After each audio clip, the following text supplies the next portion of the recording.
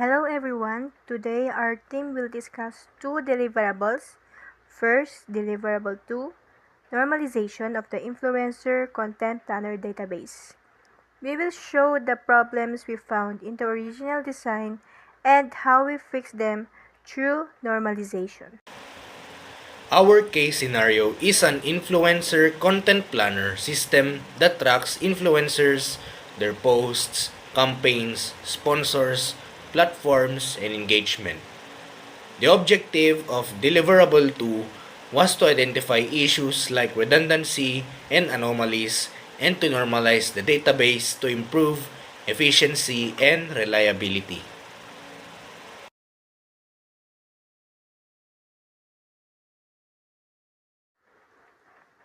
In the anormalized design, we found transitive dependencies. For example, a sponsor name was repeated in every post under its campaign. Engagement rights were stored directly even though they could be derived from likes, comments, and shares. This caused anomalies. Update required multiple changes, campaigns couldn't be added without posts, and deleting posts could erase influencer information. To fix the transitive dependency is to, in campaign, separate the campaign table with campaign ID, campaign, and the sponsor. Next is the engagement rate table. To fix this in a derived table or calculate dynamically instead of keeping redundant data. So in the table, that inside of the engagement rate is the post ID, likes, comments, shares, and the engagement rate. Functional dependencies. The functional dependencies found were transitive dependencies, where non-key attributes depend on other non-key attributes. With the campaign and sponsor columns, they are directly connected to each other because the sponsor is what gives the post to campaign about, making them depend on each other. The problem is they aren't composite keys. The engagement rate, on the other hand, likes, shares, and comments to a post are all forms of engagement. The rate just finds the mean of those three, automatically making them depend on the rate. Same problem with the first one. All of them aren't composite keys. Now let's proceed with the anomalies. The first one is the update anomaly. At the 2NF table on the sponsor, if the sponsor sunscreen X changes to sun care, it must update every row. It will cause redundancy and inconsistent data. Therefore, to avoid that inconsistent data, to fix the 3NF, move the sponsor plus campaign into a separate campaign table. Each sponsor and campaign is stored only once, and changes to sun care are made once in the campaign table. Insert anomaly. At the 2NF table, we can't add a new campaign unless it's tied to a post. Now to fix these problems in 3NF, separate campaign and sponsor table into their own tables. It can insert campaign table without any post.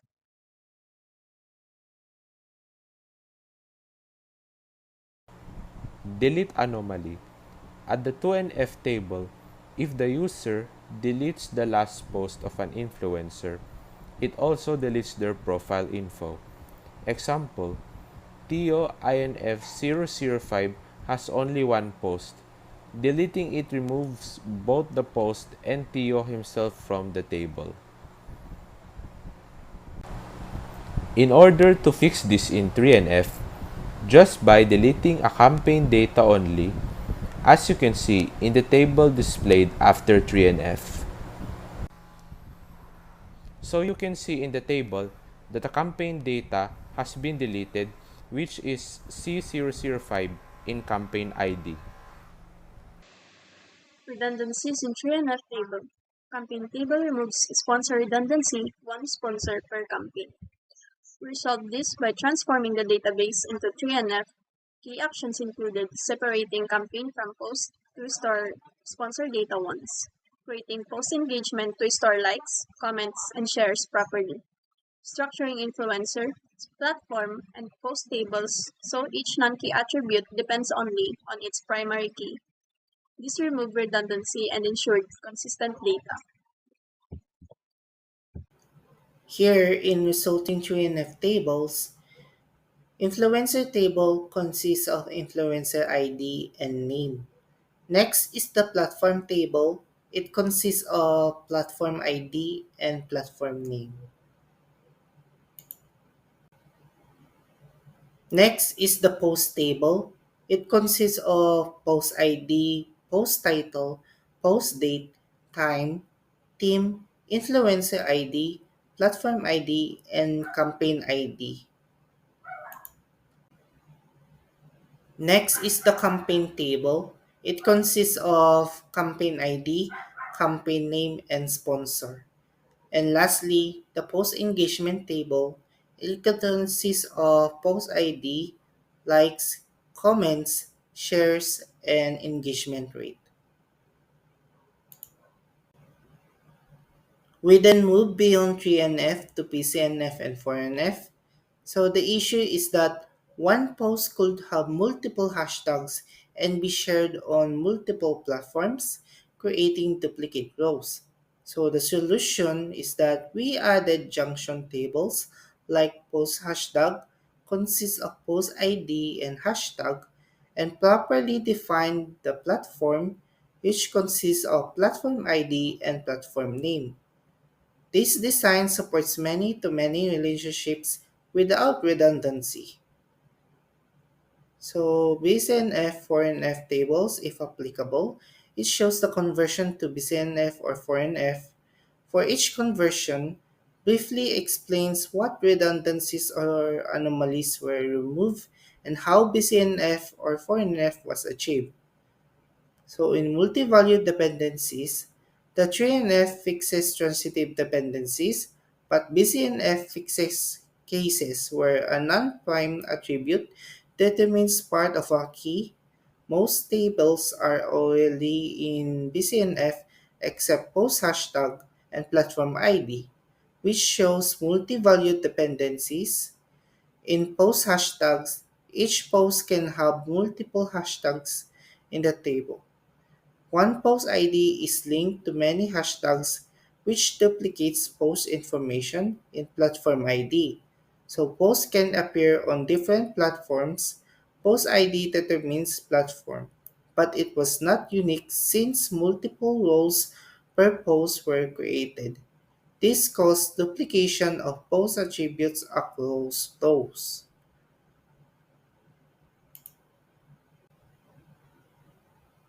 To fix this, make a new table, post hashtag. It consists of post ID and hashtag. So post ID plus hashtag together form the primary key. So no dependency violation. So hashtag only exists in the junction table. To fix this, make a new table, which is the platform. So it consists of platform ID and platform. So now platform ID is the composite key. So no repeating groups then. Each relationship is stored once only. Notice the hashtags compared to the rest of the rows. Each post contained two hashtags, making the other rows get duplicated. That is a multi-value dependency that causes the update anomaly, which isn't a good database design. The platforms are also victims of this because many posts can be posted in different platforms. Many platforms have been seen containing many posts, and it appears redundant on the table. Now for this, if post title changes, the rows must all be updated.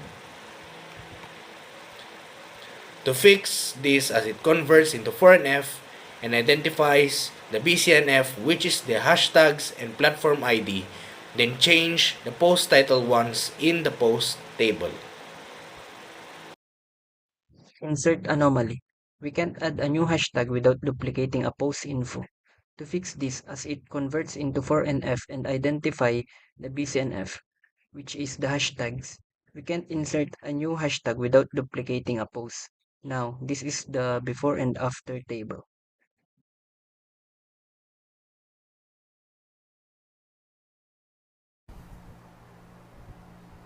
Delete anomaly. Deleting the last hashtag removes the post info too. So in the next table, you will notice that the post info was removed in the last part of the table.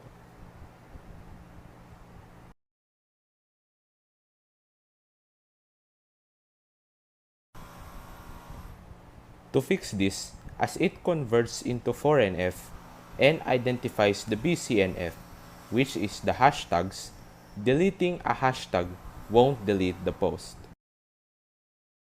Redundancies in 4NF tables. In the table form, there are three NF tables that have redundancy and multiple hashtags, resulting in unorganized and inconsistent data. To fix this, the post details appear once in post. Extra hashtags platforms are no longer duplicate title, date, and theme. To fix this, in 4NF, we separate the repeating data into new tables. We make a post hashtag table where each hashtag is stored only once for a specific post, and a platform table where each platform is stored without duplicating the whole post. By doing this, post details appears only once, while hashtags and platforms are linked properly without repetition. In resulting BCNF and 4NF tables, it shows the influencer table consists of influencer ID and name. Next is the platform, which consists of platform ID and platform name. Next is the campaign, which consists of campaign ID, campaign name, and sponsor. Next is the post, which consists of post ID, post title, post date, time, team, influencer ID, and campaign ID.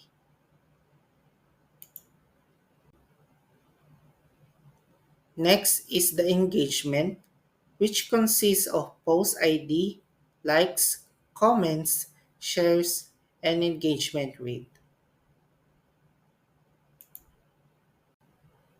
And lastly, the post hashtag, which consists of post ID and hashtag. Now let's move on to functional dependency diagram. To look at mistakes in a simpler way, an FDD or a functional dependency diagram is performed. First, we need to look at functional dependencies. This happens when an attribute uniquely determines another attribute within a relationship. So in our given table, influencer ID and post ID are the ones determining the rest of the table. The influencer ID determines the name of the influencer, while the post ID determines the rest, which are the details about a certain post of the influencer. This way, we find out right away that they're the composite keys. Next is to find the partial dependencies, where a non-composite key is only being dependent on one part of the composite key instead of all of them. So, take a look at the dependent attributes. Almost all of them are only dependent on just one of the composite keys. The name attribute sure does depend on both the composite keys because it refers to the influencer and what they posted. The remaining ones, however, don't because they're mostly the details of a post at core. Yes, they are the details of the post created by the influencer, but it doesn't make them directly dependent on the influencer ID. Next are the transitive dependencies, where a non-key attribute determines another non-key attribute. The likes of sponsor and engagement rate are non-key attributes that determine other non-key attributes. The sponsors are the ones who impose campaigns for the influencers to advertise. Likes, comments, and shares attributes, on the other hand, are factors that make up the engagement rate.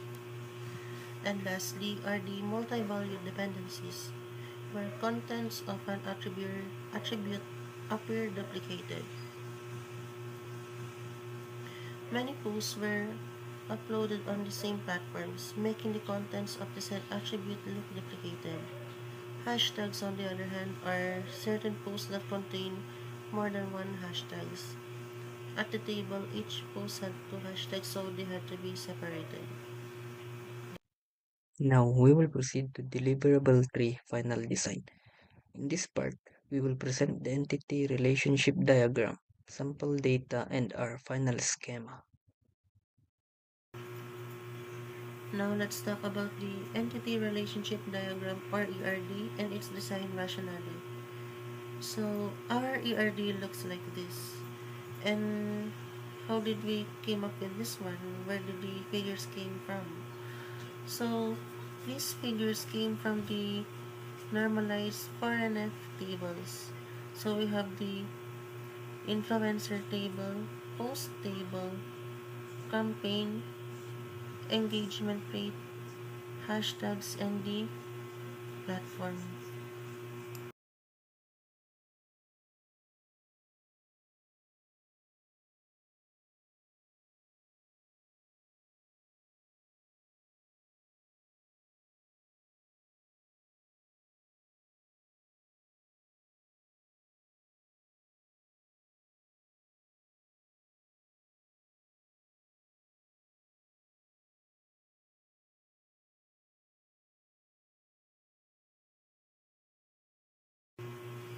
Taking a look at the crafted DRD, it shows that it follows the objectives of the business rules, and it shows what the unnormalized table wanted to show without the presence of anomalies. So let's start with number one.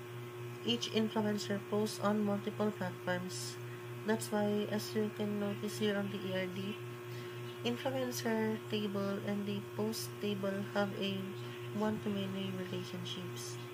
Number two, each post can include multiple hashtags. And in the ERD, post table and hashtags table also have one-to-many relationship. Number three, a sponsor may be tagged in one or more posts. Same logic, post table and the campaign table where sponsor belongs has a one-to-many relationship also. Number 4, posts are scheduled with platform-specific formats.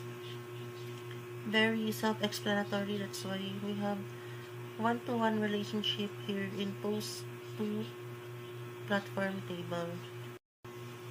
And number 5, we have avoid redundant sponsor and platform data. This is why we have campaign table and platform table separated from the post table in the first place.